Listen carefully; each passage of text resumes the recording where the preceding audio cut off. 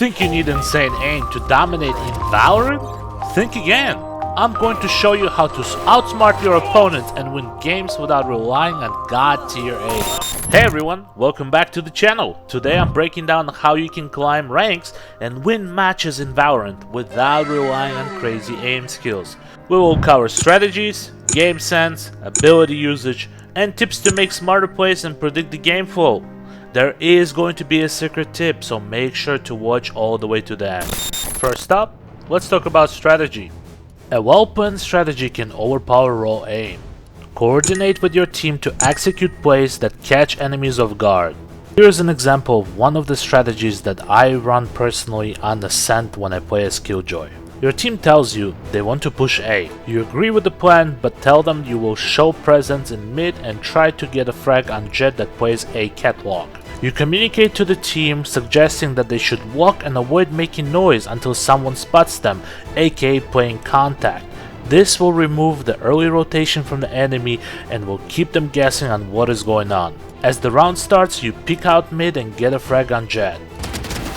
At the same time, enemy Reyna decides to push out and flank, walking into 4 players and dying A main. Now that 2 players were eliminated, enemy Killjoy braces for rush and attempts to stall until rotate. As your team rushes into an A site, you clear mid and push catwalk, then you lurk into tree, either cutting off the enemy rotate, giving your team enough time to regroup, or eliminating them from behind. Of course, this is just an example. Many things can go wrong, such as Jet getting a kill on you instead of you getting a frag on her, Reyna not ever pushing, or they could be stacking a site altogether. Key note: remember, you will have games where you will have teammates that do not communicate, whether because they don't have a microphone or otherwise, or teammates that simply do not want to coordinate together. And that is okay. Do not be stressed out, and remember that you can still watch how your team plays and use it to your advantage to fill in the areas that need to be filled in. Teammate that's pushing mid and not checking corners, not a problem. Go after them and check the corners. You will be surprised the amount of kills you'll get and actually make an impact. Understanding and implementing strategies can give you a significant edge in the game. Here's another live example from one of my matches. The score is very close, so both teams are desperate to win this round. It's a 4v3 situation, giving my team a number advantage. I told my team to stack on A side as I was confident I could hold B side alone, buying enough time for them to rotate and potentially secure at least one frag before I might go down. However, this isn't the only reason I'm so on B. I know for a fact that the enemy team has faked pushes several times when they're losing a couple of rounds in a row and are desperate for a win. Additionally, by stacking 3 players on A side, my team has a higher chance of defending it successfully. But as you're about to see, that won't be the case, as the enemy Omen makes quick work of my team. Fortunately for us, my prediction was correct. They faked the attack on A side and rotated to B, giving us a free kill on the unsuspecting enemy Killjoy. That carried the spike. As time is running out and with no information on the enemy fate, I use my ultimate to buy even more time and make the enemy more nervous. With this tactic in mind, I win the round without needing to engage either Fate or Omen, winning the whole game.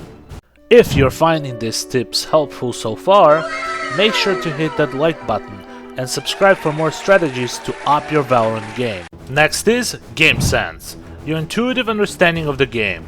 This involves predicting enemy behavior based on previous rounds, economy, and map control. For instance, let's revisit the example from my strategy section. I knew that the enemy team tends to fake side pushes when they're desperate. With the score at 12-11, they were clearly eager to push the match into overtime. Understanding this, I made an informed call for my team to stack 3 players on A side. This move was designed to create the illusion that we were fully defending A, thereby lowering the enemy team's guard. As a result, the enemy believed we were all on A, and they attempted to rotate to B side just as I anticipated. Here's another example from one of my matches. An enemy Cypher has planted the spike on B. Knowing Cypher's place, I decided he is most likely wrapping around CT and is sitting Heaven again. So I follow through, go through CT, go back Heaven, and voila, our enemy target is right there, so we get an easy kill with a knife and win the game. Game sense is the intuitive understanding of the game's mechanics, player behaviors, and the flow of each match.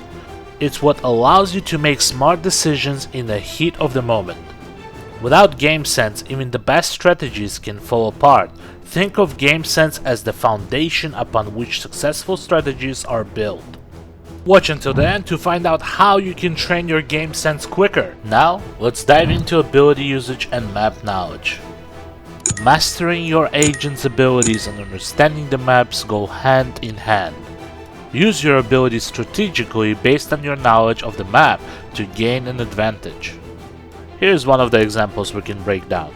When you're playing Cypher on Sunset and you're on attack, you would want to put a trip on B lobby and A lobby to cut off any rotations, giving your team a freedom of movement around mid. Cypher trips essentially are gateways for you to make sure the enemies cannot push from A side or B side into mid and hit you guys from the back.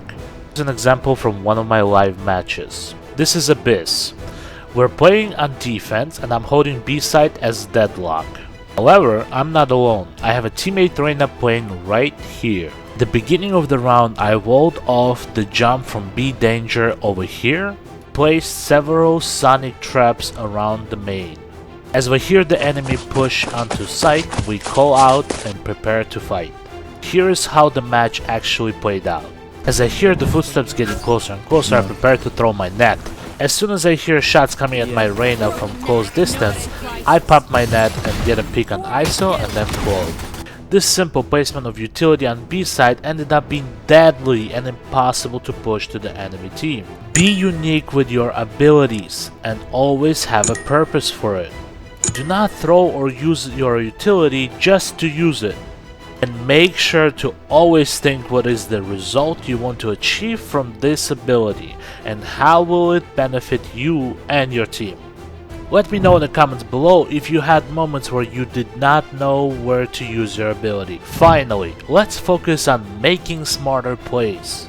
This involves critical decision making during the game. Knowing when to fight and when to pull back can be the difference between winning and losing a round. Understanding when to rush together as a team versus playing for information can outmaneuver the enemy. Here's one of the examples. One flank. It's a 2v2 and we planted the spike. Cypher is checking for flank, gets a pick, but then he gets traded by enemy Fade. Oh, she's lit. Now it's 1v1. Fade still has time, so I play smart. I pull back and let her pass through, buying myself more time in case I lose a gunfight.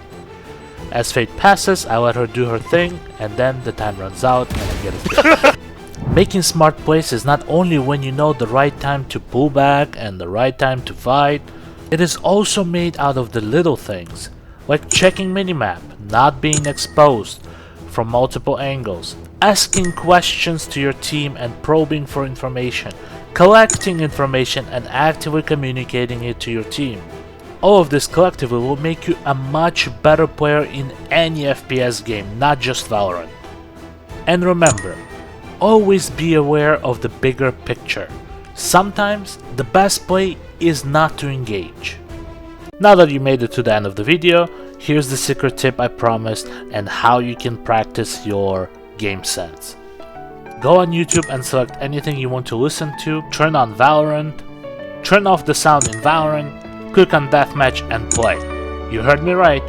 All you have to do is turn off complete sound in Valorant, play Deathmatch, and you will not only get a better game sense, but you will also collectively get better at aiming. When you are playing and training like this, I want you to focus on several key points. Collect information where you last killed the target, check the spawn locations around you, and keep pushing around. Do not sit in a single spot and keep moving in the map, making sure to always check your corners and check your back, and you will get better at the game sense, I promise you that.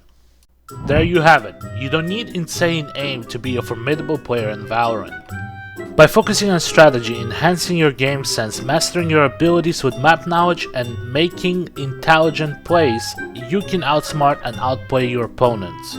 Apply these tips and watch your win rate climb. Thanks for watching, and I'll see you in the next match.